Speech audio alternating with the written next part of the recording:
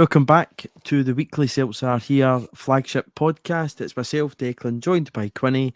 Quinny, an exciting week to be a Celtic fan. We've got our fourth January signing in the door in the form of Oh, as I think we're calling him. The pronunciation from Celtic officially hasn't dropped yet. Originally, it was Oh Hyeon-gyu. When it was announced on the Celtic website, it came out as Hyeong-gyu O. So I think we'll just stick with O for purposes. I know a lot of people are happy with that to fit it into songs, which I'm sure they'll have no issue with at all. Although I would maybe like to see a bit more creativity than, the old "It's Magic," but Aye. we'll see how we get on with that in a few weeks' time. Hopefully when he's banging the goals in for Celtic, there's some kind of a good tune put to his name. But just kind of initially on bringing him in, £2.5 million, 5-year deal. What's your whole take on bringing O to Celtic? Jackpot, I think. I seen the hashtag that went out with the announcement was "Oh yeah," which I've endlessly been saying in my head ever since. Oh yeah, like that kind of kind of like WWF type of thing, isn't it? Randy Savage. That's oh it. Yeah, that's exactly the voice. It's in my yep. I couldn't place it, but that's it exactly. So that's good fun. And watching the manager's kind of interview unveiling them, like we definitely got some really interesting details out of that in terms of seemingly how long we've been pursuing this. And it'd been said to me in group chats and whatever, maybe about a week ago or whenever we first were linked to him, that he'd done his military service already, and that was in the kind of the back burner, because it can't be stated enough how rare it is to get a Korean player like at the age we've got that's not got that jeopardy of that happening in the next like 2-3 years. I don't know what. Yeah, I don't know exactly the rigmarole around how often it happens or whatever, but so great to see him coming in. Like I did some analysis on him a bit closer to him actually being confirmed, because you remember like we got like 3 or 4 links right quick. There was like Thiago Santana, there was another guy in the J League that played for the same team. I forget who it was exactly now at this point. This lad, obviously Cho, was still knocking around, and then there was a Korean midfielder in K2 that I'm sure we're still kind of linked to as well. So I kind of stayed away from it all until one of them or any of them kind of materialized. But the guy looks like a proper machine. Like I'm not sure if I described him as all action in my kind of initial take. I'll need to check back on that, but the manager certainly did. And that's the first impression I got of this guy is he's much more like Kyogo than Giakoumakis in terms of what we're going to get on the pitch from him. So yeah, man, I think jackpot, back of the net. This is a great move for all. And even then, Quinny, I think people are just fighting probably by his height and whatever. He's probably a wee bit more kind of similar to Kyogo. He likes to press, he likes to be aggressive, getting people's faces. He used that term, Ange Postecoglou, that he's all action. But he's got something different to Kyogo too, that we're going to eventually see, and we're looking forward to seeing.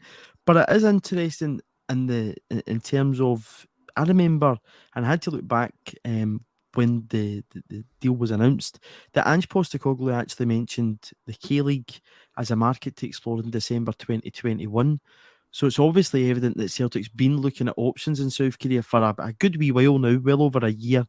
And this has been the right deal. And it's a deal which you can see from the manager's detail that it goes into, looked like it just wasn't going to happen. I think that was because the club had put a kind of, he's not going anywhere. He's staying our player, but eventually Celtic went in with a deal at £2.5 million, as we understand, to just be too much. They couldn't turn it down, and we've got our man. But found it really interesting also to read the comments, Quinny, that Ange Postecoglou mentioned Mark Lowell and Michael Nicholson in it, which shows at this current point in time that everything in the background is working as you would hope it would be. Yeah, it sounds like there's a real kind of synergy going on between the front office and the back office, as the Americans call it. Ange can quite comfortably go on the training pitch every day and charge on with the task at hand, knowing that these guys are doing the dirty work, behind the scenes and phoning people up, different time zones, maybe traveling for meetings, maybe doing, whatever it takes to get these deals done, meeting agents and all the rest of it, So the fact that he's bringing them into the conversation and giving them praise that he believes that they're due, I think, we are starting to see that kind of recurring pattern of, because again, one of Ange's comments was we thought this would be the first deal over the line, which really does intimate for how long they've been tracking this guy, and how much he was probably a preferred option over maybe one or two others. So yeah, I do. He scores a fair amount of headers as well. If you look at all of his, all of his analysis and stuff like that, he scores a lot of headers. He scores a lot of those headers where he's like coming into the defender's blind spot and beats them somewhere, maybe around the goal mouth, maybe the front yard box, and it's like, clinical, like he gets up. He's not like necessarily springing 10 feet in the air or like a 7-foot giant, but like ball comes in and he beats the man in front of him, gets in the blind spot and puts it away. And, like if he, the times we do swing balls into the box, having a guy that's capable of getting that half yard and is wanting to put those chances away is a type of goal we don't really score too often. So that's exciting to see as well.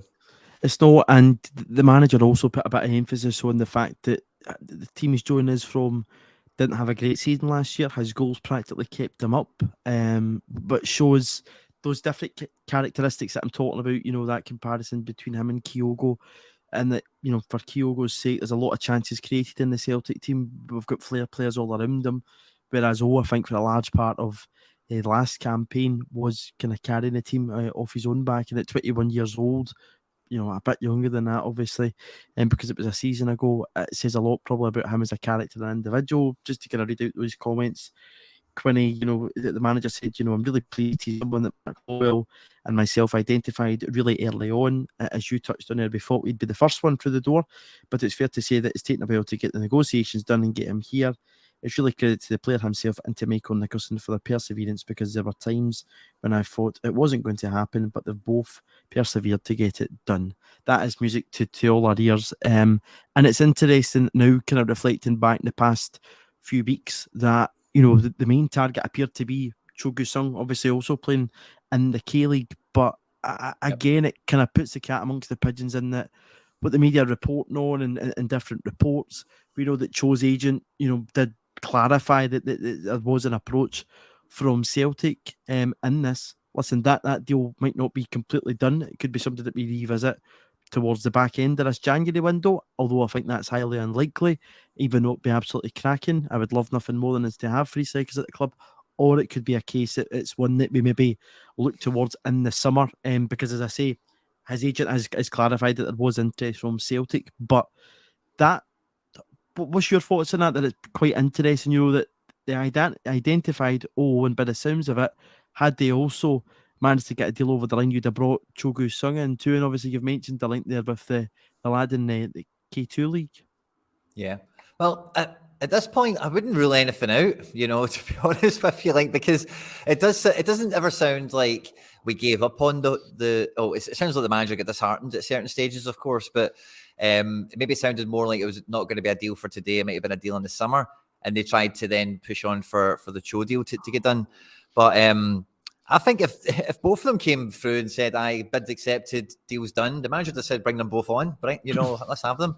And I think maybe once we get some of the head count in midfield down, maybe bringing a guy in from K2 is possible. But I think for as long as we still have one of the 3 kind of loose ends that are in midfield that don't need named at this point. I think everyone said their name too many times in these transfer videos. But we will talk about them. Don't worry, we will get on to those guys.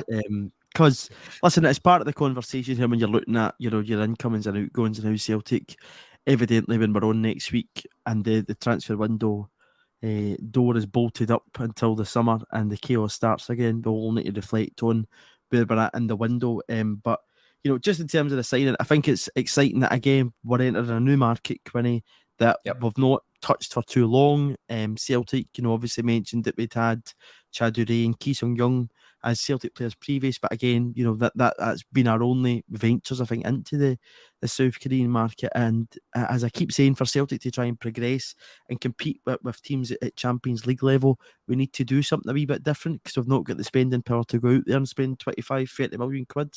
The way to do that is have these proper scouting structures in place that we can go out, bring in quality talent, develop them. We know that Ange Postecoglou has a track record of developing young talent and players, not just young talent, players. Josip Juranovic is one of those guys. And to compete, and to me, that's really, really exciting. Totally, and it's just it's not necessarily moving up. It is moving up the food chain in a respect for us, that we are now definitely hosting a lot more players that are up and coming You know, even like Jenz, like even though that the way that whole deal's moved on, like him even just playing for us for 12 or 13 games or something, he goes from being an unknown player to like everyone to he can kind of it looks like he's walking into a deal at Schalke all of a sudden, a Bundesliga team, not a great Bundesliga team, probably one of the worst ones going at the moment, but nonetheless, like we're moving up the food chain in that respect. We're starting to bulk out and become the club that us as fans have always kind of known we have been kind of dormant in that respect. But in terms of like normally we wouldn't get that deal over the line, or we wouldn't even benefit this guy. Oh, and maybe in a year or two from now, he would move to a bottom end German team or a team in Switzerland or Belgium or somewhere random like this. And then eventually the good players, of course, will always rise to the top. And eventually they show themselves somewhere.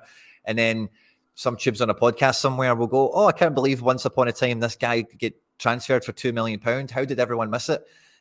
So if you're getting yourself into the market to try and get these guys when they are popping around for 2 million, it is exciting, because that region, as we know from Japan, the way that it's very much more a cultural thing where they want people to go on and prosper and do well. So they don't really restrict trade in that respect. They're quite happy to sell to us as long as there's an ambition to go to European football. Absolutely. Yeah. And again, for myself anyway, I don't know about you, Quinny. The K-League's never really been a league that I've watched particularly. My only real kind of knowledge of South Korean football comes from any time I've watched the national team at the World Cup, but they always produce decent players. I mentioned one in Ki Sung-young, who I've got very fond memories of when he was at Celtic under Neil, and I thought he was a cracking midfielder. So just in terms of that, and even his profile here, when you look at it, he almost seems quite an intriguing figure, that he's had that ambition and he's really pushed this deal to come to Celtic, even though he knows he's walked into a team where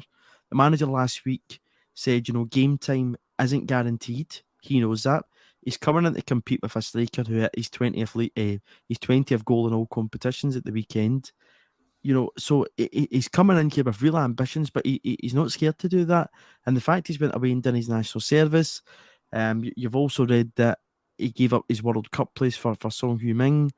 It just all builds into this kind of a character who again fits the Ange Postecoglou mould that we've spoken so much about when he's talking about bringing in the right individuals as well as footballers. Yeah, and you'll have to hear the quotes come out when they sign, like, this is a dream come true and all that kind of stuff, because that's the sort of guys you want wearing the jersey. That's the sort of guys you want taking you into, domestic honours and trying to move the club on with all the goals that we've got, in this kind of era of the club that we're now kind of basking in, as it were. But on the K-League, if anyone is interested, it is entirely free to watch at kleague.com. And because of the time difference, it's always on between 7 a.m. and 10 a.m.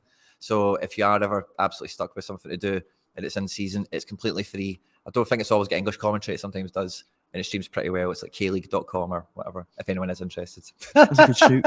You never know if there's going to be, more arrivals coming from South Korea. There's absolutely no reason why we can't tune in to see some of the top talent in that country, It can't be any worse than TalkSport. No, it can't be any worse than TalkSport. And as you say, time difference wise, it works out quite fine. So you never know, you might be watching a future Celtic player. Had you been tuning in for the past few months, you would have been watching do his stuff. So why not? Quinet's a good shout there. But yeah, you're talking about those quotes coming out there, and one I particularly thought was very decent to read, and you see it, the embrace that the manager gives always. Ange said that really importantly, I know that he had his heart set in joining us too, and that his own perseverance has been crucial in making the deal happen. So his determination to join Celtic has been very clear. That just sounds like a player that's going to come in, isn't going to throw a strop. That Kyogo's, kind of the first choice pick, if you want to call him that. He knows the deal. He knows what he's walking into, and that I think that's even more intriguing and exciting about it. In a week when I'm kind of surprised just with the way things were kind of progressing last week. Again, Celtic doing business when it kind of gets to a point really quickly and it develops quickly. I thought Giakoumakis would have likely been out the door before or arrived into the club, but surely now at this point he's very likely to probably depart in the January, just with everything that you're reading about him. Listen, I wouldn't be too phased if we were keeping the hold of Giakoumakis until the summer if but we can't get the deal done, because from what I'm reading a wee bit in the press, the two teams interested in Giakoumakis are Atlanta in the USA and Urawa Red Diamonds, who I've spoken about on here, but it looks as if Atlanta only want to take him as loan. That's the deal that he prefers. Urawa want to pay the money up front. Giakoumakis isn't too keen, I don't think, in that move as of yet. So I would have absolutely no objections to keeping Giakoumakis until the summer, but probably at this point the writing's likely on the wall that he is going to depart. But again, it's good that if you look at Alistair Johnson, for instance, Juranovic just went out the door, Johnson's come in, and O's already in the door. Likely that Giakoumakis goes out, and it's all about that forward planning and being one step ahead, which I think we've been really, really good at. Yeah, well, I think I think from the latest reporting I've caught is the Atlanta deal, depending on when this podcast goes out, may be announced by. But the latest reporting I've caught is that the deal is all but done. It's very complicated, and like you say, it is going to be a loan or something. And from like the part that I follow for MLS in Atlanta over the last couple of years, like they spend a lot of money, and part of their problem they've got with action in this deal is that they've spent a lot of money, even more money than they normally do over the last 2 years, particularly on transfer fees. You know, a guy who won the World Cup, Thiago Almada, is a Atlanta United player. He was in the Argentina squad, made an appearance or two at the thing. Quinny, is this the club that's got the link with Aberdeen, Atlanta? Yeah, so the Stevie Glass was there for a bit, went to Aberdeen as well. He wasn't that great in Atlanta as well, and that was a bit of a transition period for them. But yeah, the same club. We've got one of the best stadiums you're ever going to lay your eyes on. Yeah, I've seen a clip of it, aye. I don't think the surface is that great, to be honest with you, but the actual better than stadium Hampden? is... well, it's probably more playable condition, but it's that mad synthetic stuff or whatever, so you get the odd injuries with it. But I think that deal will go on, and I think one thing I wouldn't rule out at this point, right? See, when you're thinking about, could we get Oh Ancho, right? Giakoumakis obviously does that post after the cup final, the cup winning goal, cup quarter final post. Yeah.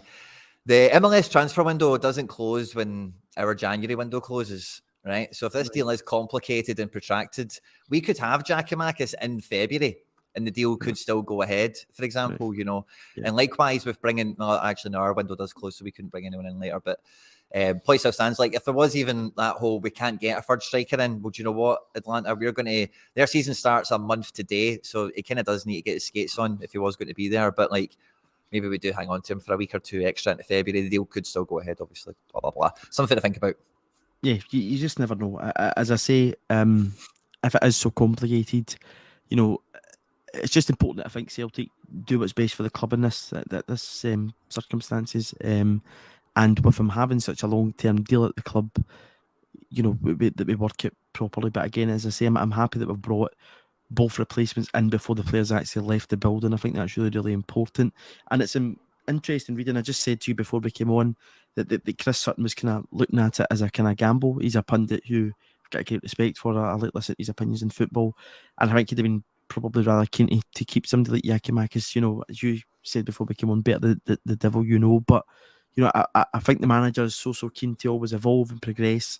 He thinks this is the best way to do it. We had a hint of that at the AGM when he said, that quote about keeping on to, sometimes your heroes will leave and whatever, but you basically need to progress. So what is your take on that, Quinny? Do you think it is a gamble? I don't personally think it's that. I think Celtic are just trying to evolve and move on in the players, but we're looking at alternative moves, and I think that's absolutely fine. Yeah, well, I think like in the principle of what you're saying definitely stands. Like, we're in form, everyone's bedded in, everyone knows each other, there's a system, blah blah blah. But I don't feel any risk at all around any of these moves for the reasons you spoke about, as well as like on top of that, like I mentioned in the little analysis video I did on the channel a few days ago, like since we got Ange Postecoglou as manager, the things we were told quite a lot from everyone that knew anything about him was his teams do amazing in the second half of the season, and his second season will be much better than his first season. And we're now getting into the point of the second half of the second season, which should be, by all accounts, quite an exciting time. And it feels like if you see the business we've been doing and you listen to the manager, like as we all do, he's trying to assemble this squad. He's trying to put the pieces of the puzzle together. And I think he's like a kid in a toy shop at this point, thinking, I've finally got like 3 sets of forwards, and all my midfielders, and like 2 to every spot. They all play like this, they all run like this, they all have this success rate of duels and passes and all that stuff. It's like when you've got your football cards when you're a wee guy, and you're trying to get, you always try to use to complete the Celtic team, whether it was the stickers or the cards. And once you get that last, we'll go with the stickers. Once you get that last sticker and you put it in the book, it was like, oh, pride and joy. You could sit, but whatever age you were, 6 or 7, fire your feet up and think, yep, job done, well done. Yeah, I think that's kind of where we're at just now. Yeah, totally. So I don't think there's any risk, like really in reality, and I do think he's maybe searching for an alternative angle to take on this trade, because everyone else is just buzzing about it from top to bottom, But that aside, like I wouldn't trust a manager more to execute these types of moves than the one we've got, and the squad is so well rounded that a new face coming in, I don't think is going to be like an outcast, is going to be taken in quite well. And because of the ID situation we've got, the play style, it should be relatively like, a duck to water. We're not trying to teach them something new. We're not trying to adapt them. Fullbacks maybe have a bit more of that problem at our team, but for forward in this kind of mold, I don't think there's going to be any of that. It's just going to be getting to know your pals. Yeah, absolutely. I think the angle we probably try to look at was a sustained period of time. There's absolutely no doubt that Alistair Jones has looked steady since he's came in, but it's just the question he's basically asking is, can he do it over a sustained period of time? I suppose the only answer to that really is wait and see. Better the devil, and all that stuff. But I'm excited by it, and I can understand why he's saying that. I think it's an interesting discussion point. But another interesting discussion point, Quinny, that feeds into speaking about the team evolving, progressing, moving on, comes around Moritz, who we obviously brought in last summer. It was a player who both you and I like the look of right away, since we've been doing these podcasts. In August time, he came in to make his debut up in Dingwall against Ross County. He scores, the second goal after we'd conceded a late equaliser, and it, kind of propelled us on to victory the following week. He scores a bicycle kick against Kelly at Rugby Park. He played 19 games in the first part of the season, Quinny, which is a fair amount of games. But the first question I kind of want to ask you in Moritz is, do you think he would have played that volume of games had Carl Starfelt not been injured for 2 different belts? It's interesting thinking about it now, seeing how it's all panned out, because I thought Jenz did very well when he played for us in a lot of different things that Starfelt in particular wasn't doing for us. But you liked the step out that he did, didn't you? That was something you really liked in his game. But again, he was doing that left side of the two. He's never going to come in for Carter Vickers. And if we've now got a guy like Jenz, it kind of feels to me now that the whole thing has had its kind of cycle, as it were, that like Kobayashi, for example, and Iwata and O would have been mid-season. You're not going to get them at the beginning of our season, the back end of our summer window. You're just not going to sign those players. So bringing in who were the loans we brought in? Abelgard and Jenz, bringing them in as like placeholders until those guys can be brought in, maybe feels like what was kind of going on. And Jenz probably did get a lot more minutes than what anyone expected. And in reality, that's probably the way it's panned out. But I do think, like what I said a few weeks ago, I think if Starfelt had played, like he has played a lot this season, right? But he's been in and out with injury, and he has not looked always great, to be frank, right? But I think if he'd played this whole time, Jenz didn't get the minutes, and Starfelt was potentially getting spoken about for like a £6 million transfer to Urawa and Atlanta and Monza and whatever, then I think we would sell him and buy Jenz, and I think that would have been the move. But maybe it's a point of, well, you're probably waiting another year before that situation can become reality. And then does that maybe upset the apple cart too much, making that situation happen? Playing somebody to put them in the shop window to move them on to blah, blah, blah. Where we're here now, Starfelt's coming into form, Kobe's in the building. This guy's only on loan. Let's just keep it simple. It's been nice knowing you. All the best. And we wish you all the, we'll watch out for you.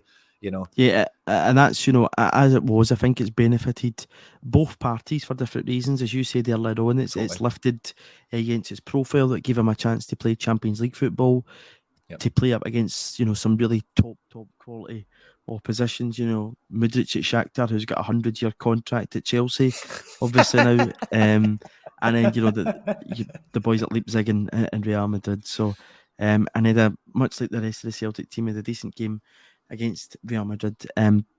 If you remember right, Quinny, Starfelt, didn't come in, I think, until just before the Rangers game, and it was actually down at Kelly. Sorry, I do beg your pardon. He came in at Kelly because he scored that day. Came off the bench and he scored, and that's when we saw him back for the first time. He'd sustained injury with Sweden in international duty.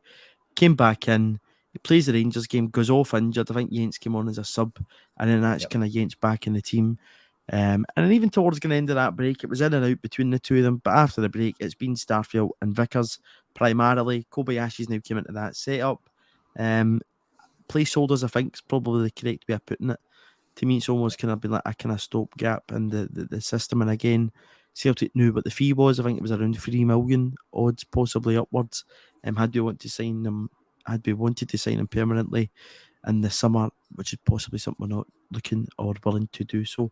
But getting Jenz out the door, if he's not going to get game time, which is the whole point of him getting out loaned out to Celtic, it's still going to benefit him at all, and we wish him all the best. And he's played his part, certainly, and is hopefully winning another league title this season. As I say, some important goals in there, especially that one in Dingwall. So wish him all the best. What do you think that means for Stephen Welsh? Because he's a player that the club have already indicated that they're quite happy to listen to offers for. But, unlike Jenz, Welsh is a player.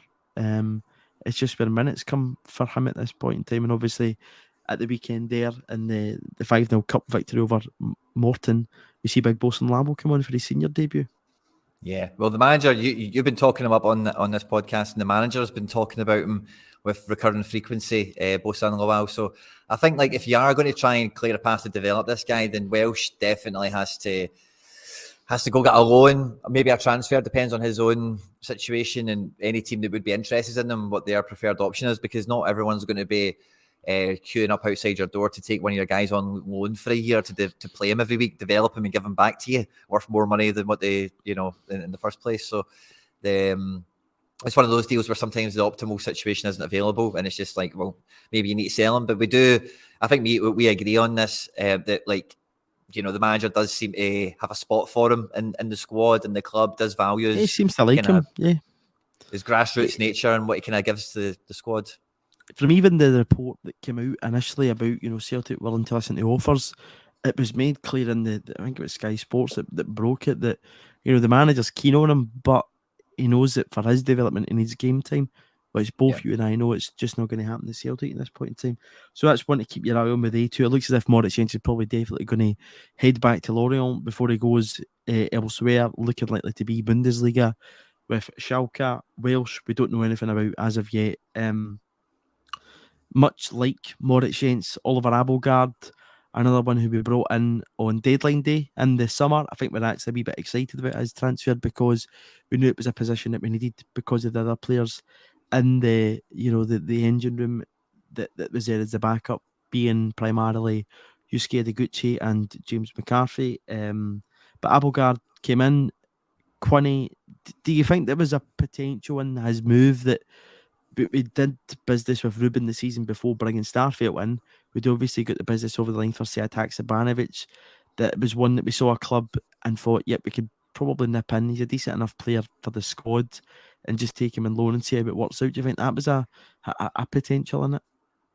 Yeah, for sure. It's a shame when we got Starfelt, we didn't try and get Kravashvili off Ruben Kazan as well. That'd have been a good one. Saying that after a few pints, I just went to Cravadonna because I think that's just much better. That would have been an interesting one to get in a song, wouldn't it? Oh yeah, Celtic fans probably would have nailed it. It would have been something absolutely perfect as well. But yeah, I think it was definitely an opportunity similar to like the J and the K League markets, where obviously we've got almost like inside experts, at the club that know those divisions already, so they kind of have that kind of touch of it. But again, with Ruben, it was just almost like that kind of inside of, we have some sort of connection to do business with them. They had just spent a lot of money trying to like level up domestically, and then all of a sudden they've been rug pulled geopolitically by everything that's going on, and all the foreigners obviously wanted to leave and were able to cancel contracts and do all sorts of other stuff, obviously. And yeah, I think it probably was just a case of, right, well, they've got a defensive mid. We need a defensive mid. Let's just pick up the phone to see if they'll give us him. Let's see what happens, you know. And maybe it was one of those kind of efforts, because it's been quite clear that he wasn't fit, took ages to get fit, and then but by all accounts, it's just not worked out from top to bottom. So I think that was just more, as you say, like a placeholder for maybe somebody like Iwata, who could have been made available in the January window. And unfortunately, we did need to play Abelgard a few times, and he wasn't up to it, you know. So we did have a need for someone in that spot. So I don't think, I think we planned on playing him the amount of times we did, maybe if not a little bit more, because we'd have probably ideally played him there rather than O'Reilly when McGregor was injured in an ideal world, you know. So yeah, that's probably been one of the losses, as it were, of the summer window that we're kind of paying for in January, or we're fixed in January with Iwata. That was a real opportunity for him, I think, to come in, kind of stamp his mark in the Celtic team. That when McGregor dropped out in that pivot role, that might have been his chance to come in, shine. But Matt really drops back. We see Hatate and Moy kind of pick up the load in there, and he doesn't, feature a lot. Quinny, as far as I know, he didn't actually start a game for Celtic while he was at the club. And sounds right. Just looking at it, he played 9 games for Celtic in that short space of time. That's 6 in the Premier League. That's 2 in the Champions League, 1 in the League Cup. Has 6 Premiership appearances, 67 minutes of game time, which is unbelievably low. The 2 Champions League appearances, 60 minutes, and the bulk of that was obviously against RB Leipzig. He came on at the game, didn't do too much wrong, but he didn't really, stand out for us. And obviously the manager, watching him every day in training and whatever else, had more trust to bring O'Reilly back into the pivot than they did with Abelgard, and that probably was the mind made up at that point in time. So again, it's just how it's worked out. It's been a situation of a try before they buy that's benefited Celtic, and we've not lost out on it. Adiguchi, much in that similar conversation. Timing, really, really unlucky with when he sustained injury, when he came back. He's not played 1 game this season. For his own sake, probably best he heads out the exit door. And then James McCarthy, there doesn't really seem to be much chat around him. I know in the summer window there was talk about Celtic possibly looking to be open to offers, but I'm starting to now think with James McCarthy, it's more than his actual ability in the park, as if he's one of these kind of characters in the dressing room that managers want to keep them around the place, and that's why he's there. That shouldn't be the priority when you get a football player at the club, but that almost seems it's second guessing to it. But there's no real chat around McCarthy like there is with Abelgard and Adiguchi, that he's imminently going to head out the exit door. I think the only solution you can have with McCarthy is to pay his contract off, because I think that's more the problem, is like, who do you bring into the conversation to take him on with his injury record, with his age? We've got him on a bumper contract for considering all those things I just mentioned, So and we didn't pay I think any money for him. Yeah, of course. His agent's done him a turn, getting a big wage on a no transfer fee situation, and we are carrying the can for it, But so I'm kind of almost at the point now where if we're not just going to pay him off at this point, then maybe we just lean into it and accept it. Like, James McCarthy is the number 7, the number 8 midfielder at the team, and he's going to play every once in a while. And hey, that's it for the next 3 or 4 seasons. He's like he's the bottom of the depth for defensive mid for us.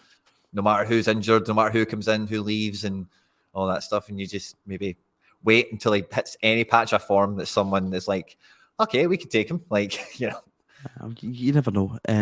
He's obviously played a wee part this season with a goal up in McDermott Park. Hopefully our visit up there in just over a week's time isn't as nervy towards the end. Remember, it's him that gets to the ball to play in Burnaby before the ball goes across to Yakimaki. So that's us kind of looked at the outgoings that could be headed out the door. Obviously, Scott Robertson is the latest, along with Josip Juranovic to head for the exit at Celtic. The Juranovic saga, Quinny, I'm kind of glad it's drawn to an end now. He's going to a good league, and again, I wish him all the best when he goes to Union Berlin. It'll be interesting to see how he gets on over there.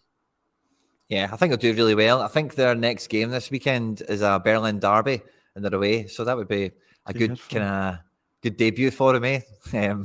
So that could be quite fun. Yeah, I think he'll do very well. To be quite honest with you, it's a good team for him to go into in a lot of different levels, and it's good for us, And this is part of the part of the situation we're moving into.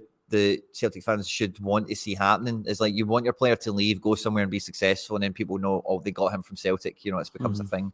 It's like, oh, when you see a guy, it's like, oh, who did they sign him from? Ajax. And you're like, oh, they signed him from Benfica. You've got all these little connotations that go off in your mind. We need to build that, you know, and guys like Juranovic is definitely going to play it. And Frimpong's done a great job for us over in Germany in that respect. Certainly playing much more of a winger these days. I've seen him at the weekend. He was very, very good.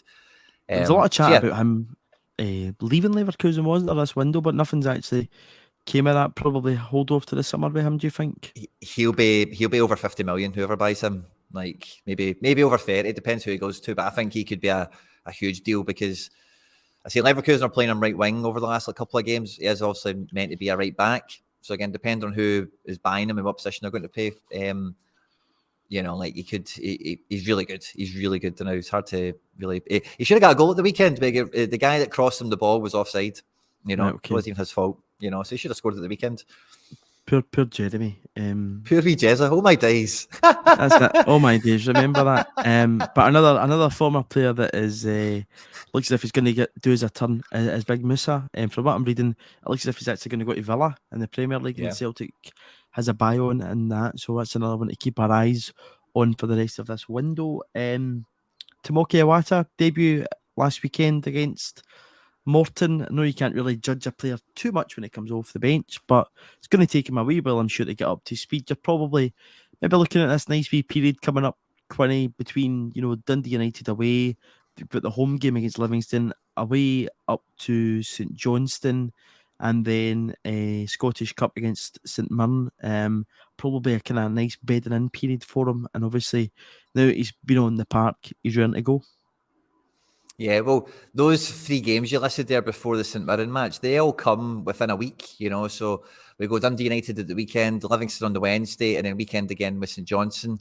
Then it's like 6 days off to the St Mirren game. Yep. So in that kind of those 3 games, we're probably going to see that kind of a little bit of that situation where it's hard to think about who exactly, but in the past we've seen situations, for example, where maybe like the front 3 would be, let's say, Maeda, Kyogo, and Abada. And then the guys that finished the game would have been like Haksabanovic, Giakoumakis, and Forrest. And then the next game, Haksabanovic, Giakoumakis, and Forrest would have started. And then they'd have come off. And then, you know, so we see, I'm not saying with a complete front line, maybe with a right winger, maybe with a centre mid or something like that. But over those next 3 games, somebody like Tomoki Iwata, you might see a bit of that, but he might get a start in one of these games off the back of getting 20, 30 in a match or something like that. So, I don't think you play him in the cup game at home at Aberdeen, and then obviously we've got the final after that. I don't know if you maybe leave him until after the final, and then maybe think about him after that because, well, I don't know. I suppose in between St Mirren and the cup, Aberdeen in the league, and then the final, there's a week between each 3 of those fixtures, so plenty of prep time. No reason to rest and rotate at all. Can go full strength in every one of them. So just looking at his transfer, I know we spoke about him when he came in at Iwata, but now he's made his debut. I mean, all that, you know, the manager's batted away any idea that David Turnbull's going to go anywhere during this window. So you almost have that 6 in there of, you know, basically what was it, the pin down 3 last season, and McGregor, Hatate, O'Reilly added to that, Turnbull, Moy, and now Iwata. I'm sure you'll see a lot of rotation between those 6. Do you think possibly at this point in time, Quinny, I know we're only late January, but you know the manager likes to plan. He will be looking ahead already, probably at Champions League next year and whatever else, and you might even then see that kind of double pivot idea with Iwata and McGregor at a time, or do you think you might see McGregor be allowed to take that step up the odd time? Where do you see whenever Iwata comes into the team? What does it mean for Callum McGregor? Because we know he plays so many games often for Celtic. I think we're probably only going to see Iwata and McGregor share a pitch this season to finish the game off. In a very similar way to we've discussed before on the channel, like the way that we needed to have the ability to play Giakoumakis and Kyogo together, like we did in the Derby match. It happened like once or twice at the end of a game. And also, I'd like to have seen that a little bit more. And with forwards, that's kind of harder to do, to have a situation where you're going to try some things out with some subs. But I do think in some of these games, if we are blasting a team 3, 4s and 5s, he'll get there will be a game or two in this season, maybe a couple, where the last 10, 20 minutes, maybe he comes on to play next to McGregor and it's a bit of in-game shape practice and, you cover this side, I cover this side, any bumps in the road, anything we need to work out on training to pick it up, because I think the only time you would want to do it in practice is probably Champions League if you're away from home in particular and, you're worried about basically just look at the away games we had last year, getting caught in transition and getting done up the pitch. You need to have extra protection for that. So I think, it'd be diligent to see some of that for this year, but I don't think we'll start a match with Iwata and McGregor. I think that would surprise me. Not ruling it out. The manager could do what he wants, but don't see it.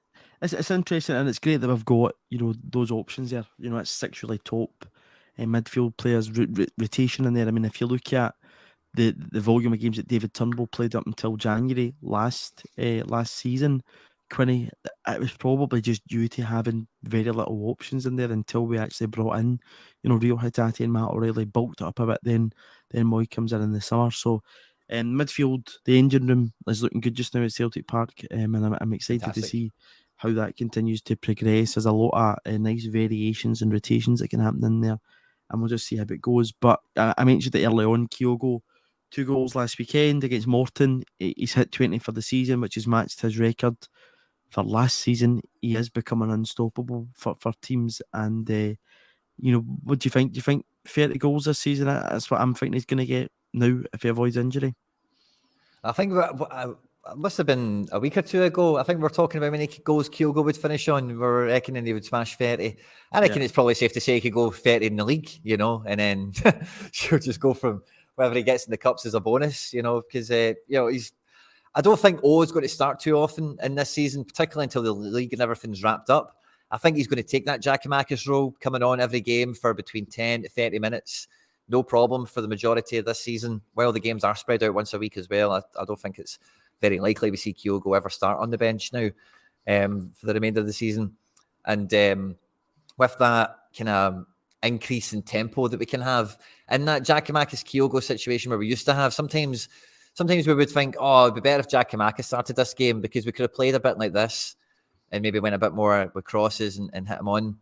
And sometimes it would be the other way. You start with Giakoumakis, you'd think about Kyogo. But now we can kind of, the whole kind of forward line can really focus in on playing the same way, playing to the same strengths. And I've got 2 players that can fulfill that for the whole game, Yeah, no, absolutely. There's great options there. I think it was interesting on another podcast the other day. We were talking about Celtic in the semi-final of the Scottish Cup last season on Axom, and young James on there had said, towards the end of that game when we were having to bring on subs because we'd been into injury time and whatnot, it wasn't really like for like. Whereas I think you're getting to a situation now, Quinny, we were talking about earlier, where there is like for like throughout the team, and you're quite confident that whoever comes into the side will flourish and come in and do the job. You can see that even by the manager's kind of selection in the Scottish Cup. I didn't expect us to go as strong as that, but we did, and we won the game 5-0.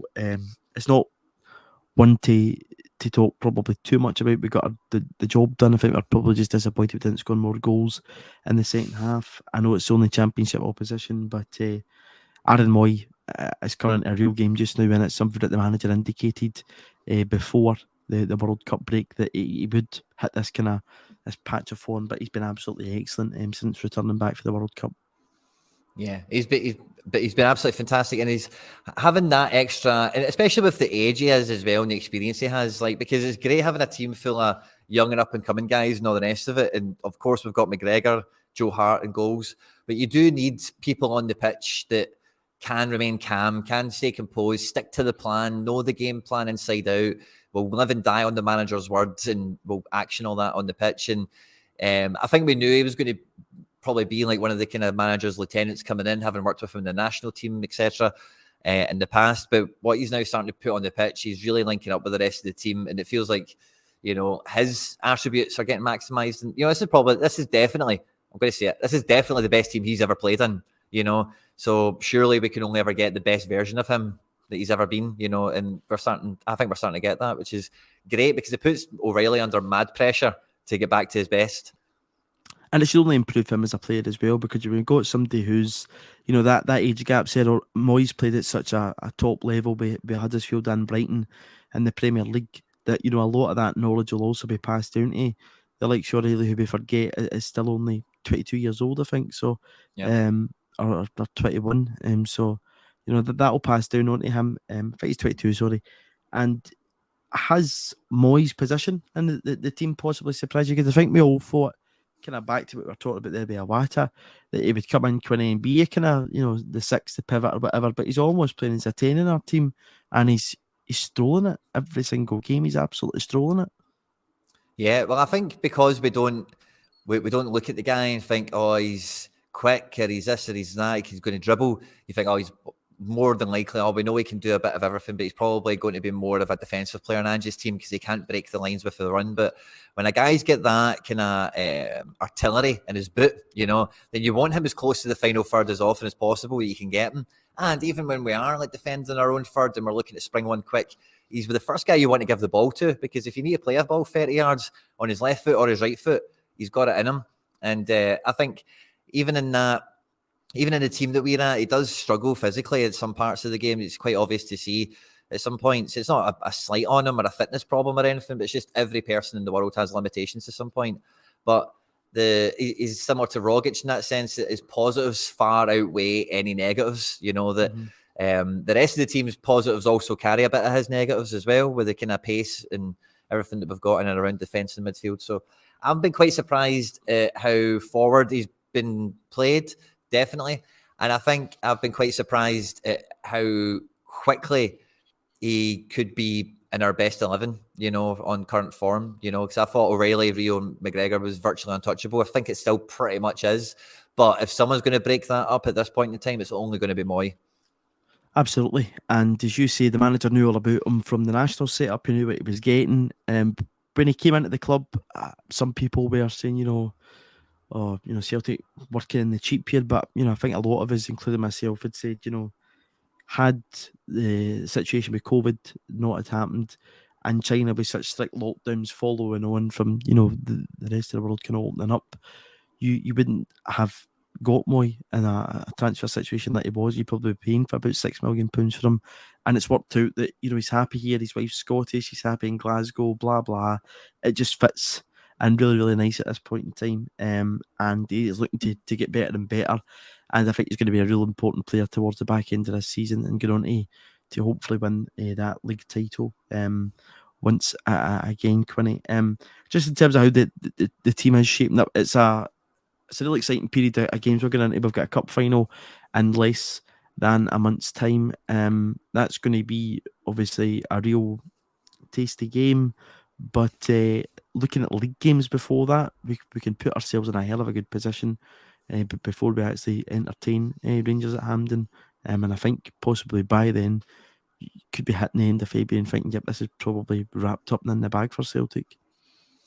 I hope we have the next 4 league matches. We could have like a fantastic run on our hands, and I really do hope that my expectations are what I think when I look like Dundee United away. Of course, we did so well last time. It's hard to forget. Livingston have not been in that great form, I don't think, since really over the Christmas period. Like I know they're not terrible. They're still like 4th or something in the division, but they've they've won their last couple of games. What was it? Oh yeah, it was just over the back of Christmas. Sorry, they did get a couple of losses and draws, but since the turn of the year they've been winning again. But anyway, point still stands, I think. And St Johnstone away. And Aberdeen just losing to Darvel obviously last week. Who knows who will be their manager, what they'll even be doing in when's that, like 3 weeks time, so potentially 4 games between homes and aways and whatever that it could be set up to get us in a nice run of form, because I think every Celtic fan I speak to thinks that Rangers fans are going into that cup final with a false sense of security. Like they think, it was last time this and last time that, and it's like you just don't even know, man. You just don't even know. So if we get the form that I think we're okay, I think we probably all agree that we're really capable of in those fixtures, then it could be one of the best League Cup finals ever. So it could be a great month, February. Looking forward to it. Yeah, I'm looking forward to the month of February too under Celtic. And kind of coming off the back of this month, looking at it as a picture. By the time we do this next week, we'll have ended January, and just kind of looking at it, as a quick turnaround, we know that Christmas period is always difficult. It became even more difficult when the team came back after the World Cup. You've not played in so many weeks. You're trying to build the form back up. You got to Pittodrie in a real tough encounter in the first game of that, Quinny. And, we've practically been perfect apart from the draw at Ibrox. We weren't at our best that day. We knew the bad was badly affected with a bug running through the squad. We came back after that, booked back against Killie. We've booked a place in the final of the Viaplay Cup. And in that form, it has started to get back in. We're back into that kind of rhythm, like we were at Easter Road before we played that derby game against St Mirren and Morton, and hopefully something similar at the weekend against Dundee United. I don't think we'll hit 9 this time. I know you still think this season we're going to give a team another scalping or a pasting. But what's your thoughts going at this Dundee United game? I don't think there'll be too... Well, I was going to say I don't think there'll be too much rotation, but we rotated a wee bit for the Scottish Cup game. What kind of team do you expecting to go up to Tannadice with a game only 3 days later at Celtic Park?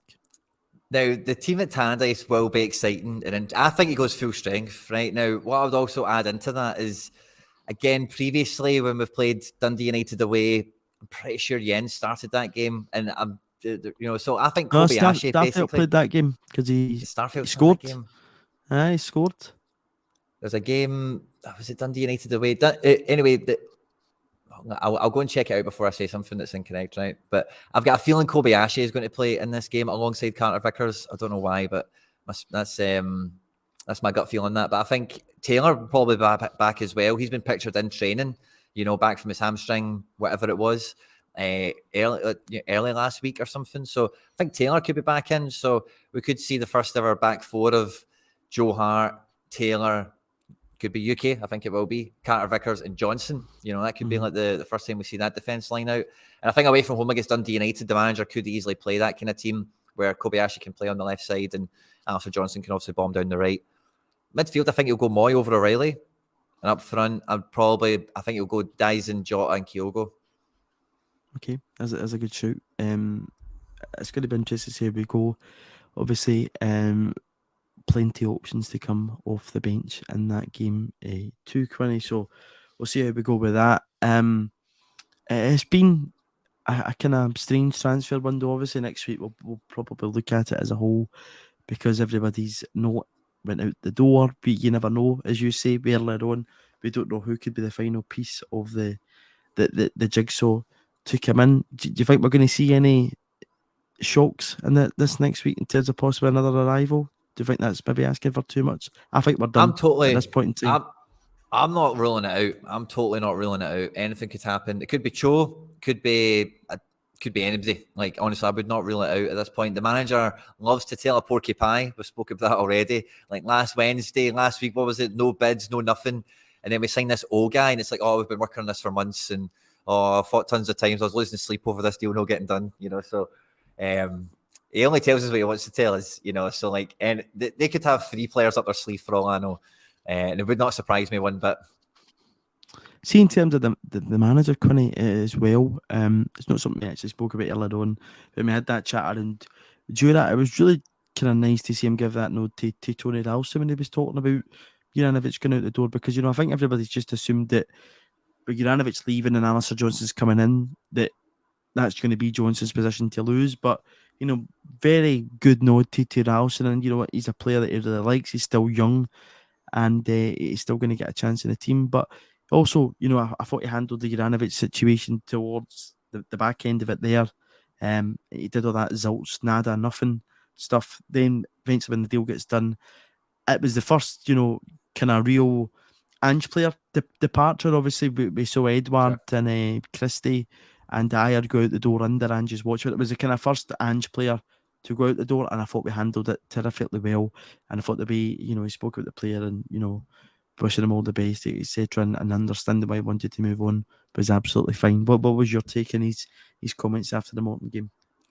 Yeah, I was really pleased to hear it, because you can tell, one of the things we love about the manager and this kind of ethos he's building at the club is it is about people, and it is about knowing the people that fit the club and all that kind of stuff. And, those relationships don't disappear because a guy changes club.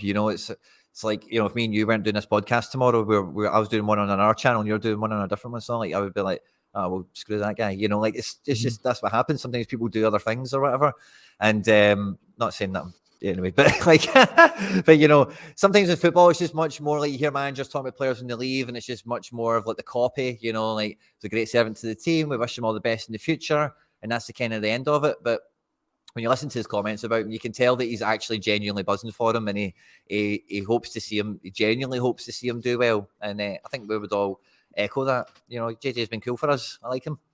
Yeah, we'll spend the last 5 minutes just kind of reflecting on him and his period at the club. 18 months at the club. Real important player in the first season. I don't think that can be underestimated when he came in. And again, it was one of the kind of older players to come in. It's quite strange to say. I think when he came in at the club, he'd be about 27, 26. But he was one of the kind of older characters that came in. He certainly was a character. You could see that with the way he got on with the players. How would you sum up kind of Juranovic's 18-month period at Celtic?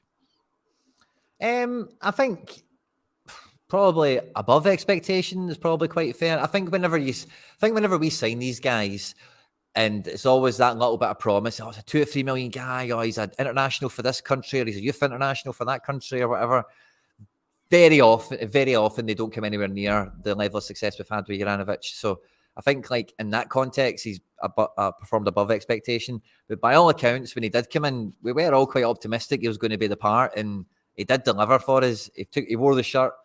He didn't. He really didn't let us down in any real way. Yeah, some games he didn't perform as good as some others, but I think, yeah, from top to bottom, I think he's a great player to have, and yeah, a great transfer. Great player. Yeah, he certainly was that, and you could say how good a player he was when he went to the World Cup. I think that was something we'd already seen with him during his time at Celtic. We could see his quality and everything that he possessed. He probably didn't hit the heights that he did in the first season and the second season at Celtic. I don't think he probably kind of hit that level, whether that was just we expected to be a bit too much from him from the player he'd been the previous campaign, but it's going to be interesting. He did take a lot more penalties in the first season than the second season. Yeah, that's very true. But we know what penalties can do for right backs. It makes them super powered. Absolutely, and it makes you top goal scorers in the league and whatever else. But it's quite amazing to think, that it's kind of strange because when Ange came into the club, Quinny, it was almost like this is a new chapter opening and whatever else. This is like the second chapter of it really begun now, because we're starting to see it's not a different team come together, but the 4 players that we've brought in January are certainly going to feature a lot more often, and you're starting to see that. One of those guys also, who I want to just briefly chat about before we finish, is Haksabanovic. It was good to see him come back at the weekend. He's another player like Aaron Moy, who we were talking about. I think is going to feature a lot more. I think he actually came on against St Mirren last week. We didn't see him too much, but again, he's a player who I think you'll see a wee bit more against Dundee United at the weekend than we've seen him. And again, I think much like Aaron Moy, will have a big impact towards the back end of the season. Yeah, I would agree. And like I did the little TikTok that I did about the forward line we've got now with O signing. I'm only gonna, I don't mind saying this at the end of the podcast because it's only the real heroes that stay to the end. So you guys deserve to hear the banter, as it were. But in the little TikTok, I say that Celtic, I think we've got the most exciting front line in Europe now. And the amount of comments I got about that line was hilarious from the amount of Rangers fans that we got for it. But a big part of that is I think so many people are forgetting about Haksabanovic. And like I was saying it when he kind of first broke onto the scene with us, like for me, like if he's in full flight, look at Maeda in full flight, how good he's been. I think Haksabanovic, when he gets into full gear, he could be as good as Jota, like for us in terms of what he can do in a wide position, beating a man, putting a ball in, doing something different, creative.